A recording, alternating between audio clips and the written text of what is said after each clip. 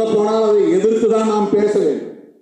தலித்துகள் செய்கிறார்கள், அவர்களுக்கு பணி நிரந்தரம் செய். நாங்கள் தலித் இயக்கம். இதற்கு பெயர் கன்வென்ஷனல் திங்கிங். காலம் காலமாக இருக்கிற மரபு சார்ந்த சிந்தனை இது, அடிமை சார்ந்த சிந்தனை இது. வெட்டியான் தொழிலை செய்கிறவனை வெட்டியான் தொழிலாக அரசு ஊழியர்களாக ஆக்கி என்று சொன்னால் எப்படி அதை ஏற்றுக்கொள்ள முடியும்? அந்த தொழிலை ஒழிக்க வேண்டும்.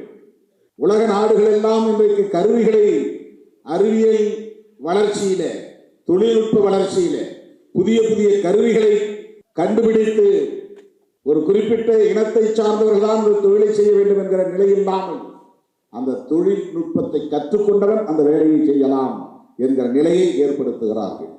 இதுதான் பிற நாடுகளில் இருக்கிற நிலை. ஆனால் இந்தியாவில் ஸ்கேவேஞ்சர்ஸ் அரசு ஊழியராக்கு, ஸ்வீப்பர்ஸ் அரசு ஊழியராக்கு, இது எந்த வகையில் ஏற்புடையதாக இருக்க முடியும்?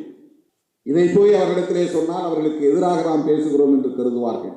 அதனால்தான் சேர்ந்து நாமும் பணி நிரந்தரம் செய்யுங்கள் என்று சொல்ல நேர்ந்தது. பணி நிரந்தரம் செய்யக்கூடாது என்று சொல்லுவதுதான் அவரை சரியான கருத்து.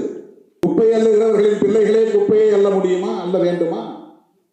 தலித்துகளின் பிள்ளைகள் தான் குப்பைகளை அள்ள வேண்டுமா? அரசு ஊழியர் ஆக்கினால் அந்த வேலை மறுபடியும் யார் வருவார்கள்? அந்த அரசு பணிக்கு யார் வருவார்கள்? எத்தனை பேர் குப்பை அள்ள தயாராக இருக்கிறார்கள்? 70 வயதிலும் அந்த பணியை செய்யக்கூடியவன் ஒருவன் இருக்கிறான் என்றால் அவன் யார் என்று நீங்கள் பார்க்க வேண்டும். இந்த தலைமுறை அவர்கள் அந்த தொழிலை செய்துவிட்டு போகட்டும், அடுத்த தலைமுறை அந்த தொழிலுக்குள் அவர்கள் போகக்கூடாது என்பதுதானே சமூக நீதி.